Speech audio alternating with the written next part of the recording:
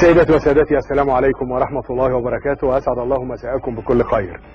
أهلا بكم معنا على خط السد العالي. كنا هنبني ودحنا بنينا السد العالي، فرحة كبيرة. وجمال عبد الناصر أمم شركة قناة السويس، شركة مساهمة مصرية، كانت صيحة جبارة وحالة من حالات الوجد والعاطفة والحماسة القومية غير مسبوقة تقريبا يعني في التاريخ المصري الحديث او العربي الحديث.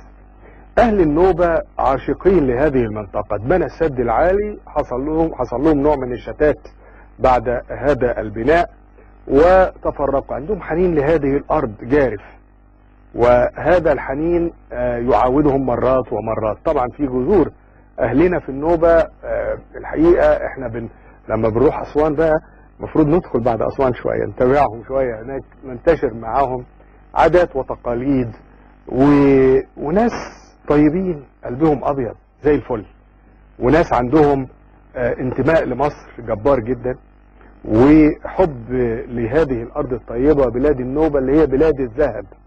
يعني النوبة بقى هنا هنفسر الكلام ده اللي هي ارض الذهب. وفعلا مع الظروف الاقتصادية والمعيشية الصعبة جدا، انما هم دهب بالنسبة لترابها، دهب بيحبوها.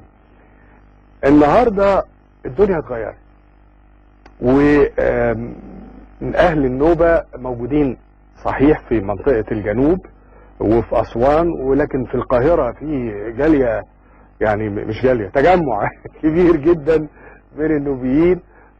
وفي اسماء شهيرة ظهرت من النوبة، محمد منير في الغناء، الاستاذ ادريس علي الروائي المعروف هو معنا على الهواء مباشرة. ورحب بيك استاذ ادريس، اهلا وسهلا، الفرصة سعيدة جدا. وارحب بزميلتنا منال عثمان، اهلا بيك يا منال. اهلا بيك يا منال، هي مخرجة في المنوعات في التلفزيون، اهلا بيكي. وارحب بالاستاذ مسعد هركي، وهو رئيس النادي النوبي او نادي النوبة العام، وعنده خبرة دولية، اشتغل في شركات الكمبيوتر وشركات الأجهزة الإلكترونية الدولية، وعاش مع النمور الأسيوية، عشان كده هو شكله زي النمر كده داخل وصاحب معركة. أهلا بيك أستاذ مسعد. أهلا بيك. النهاردة في أرقام كثيرة حوالين مسألة النوبة، وانتوا دخلتوا على الخط الساخن من أيام السد العالي، يعني في شكاوى متكررة في الإطار ده، لكن ظهرت فعلا شكاوى أخرى على الخط الساخن متعلقة بالزواج والارتباط. ولغاية دلوقتي لا يرتبط أحد من بنات النوبة يعني بسهولة، وإنه يفضل الزواج من نفس الأعمام والأقارب والأهل وحاجات من هذا النوع. فنسبة العنوسة زادت، دي مشكلة من المشاكل الحديثة. يعني مسألة تانية متعلقة كان في لغة نوبية، مش كده؟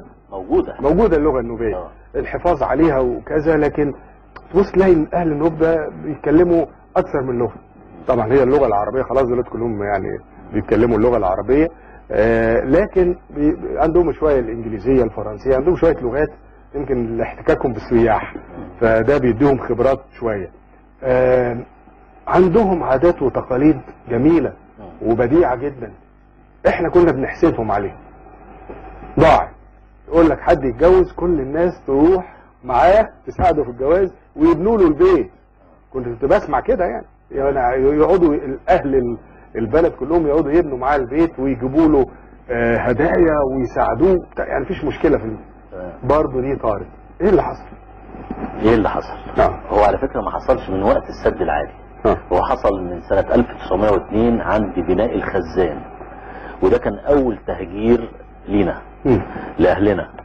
فهتلاقي الاربع هجرات من 1902 لحد 1964 حصلت التهجير، وده اثر على النوبيين. حضرتك تفضلت مشكورا وقلت ان العنوسة موجودة حاليا على مستوى مصر. العنوسة 7.2. على مستوى، احنا عملنا دراسات في ال 44 قرية نوبية المتواجدة في نصر النوبة كومومبو، وعلى مستوى نصر النوبة العنوسة 35%. هنتطرق للأرقام دي جاية منين؟ 35%. ده نسبة عالية قوي. فاحنا بنقول ايه؟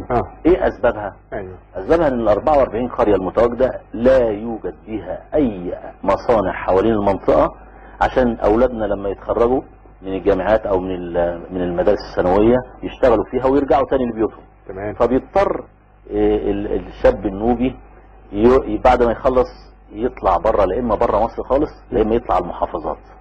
فمن هنا بدأت عملية العنوسة تتزايد، لانه ما بيرجعش عشان ياخد برضه بنت بلده او بنت عمه. دي كانت يعني مسألة حكاية كده. كانت ما شاء الله كانت حاجة كبيرة. وبعدين كمان المهور كانت هنا بتختلف، اتجوز بنت عمه يبقى المهر اقل، يبقى كله بيساعد يعني. 6 جنيه 6 جنيه المهر. اتجوزت بنت عمك؟ لا كان 6 جنيه. لا والله 6 جنيه المهر بتاع العروسه النوبيه. بيعملوا ايه 6 جنيه؟ ده حاجه رمزيه، لان العريس بيجيب كل حاجه، بيجيب كل الجهاز على العريس والعشاء بتاعه هو برضه في النهايه. هي مالهاش حاجه يعني، بتروح بفستانها بس، وكل الحاجه اللي موجوده في البيت بتاع العريس. ايوه.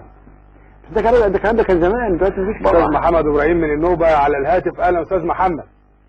السلام عليكم. عليكم السلام ورحمه الله وبركاته. اهلا وسهلا. اولا انت حقيقي يا استاذ جمال على استضافه الاخوه النوبيين. حياك الله. بدايه من الاديب ادريس علي، للاستاذ رئيس النادي النوبي، الاستاذ مسعد هركي، للاخت الفاضله منال عثمان. اتصالات في النوبه صعبه. لكن هنواصل الاتصال مره. هو الحته بتاعت ال 6 جنيه اللي حضرتك بتتكلم عليها والاراضي، هتلاقي ايه؟ كنا عايشين الاول على مساحه 350 كيلو، فسهل جدا ان تلاقي ابنك وتشوف جدك وتبني جنب جدك بيت وتقعد واولادك يطلعوا. 350 كيلو 350 كيلو على ضفاف البحيره. ده عرض عرض البحيره، بطول البحيره. لكن هتلاقي التهجير تم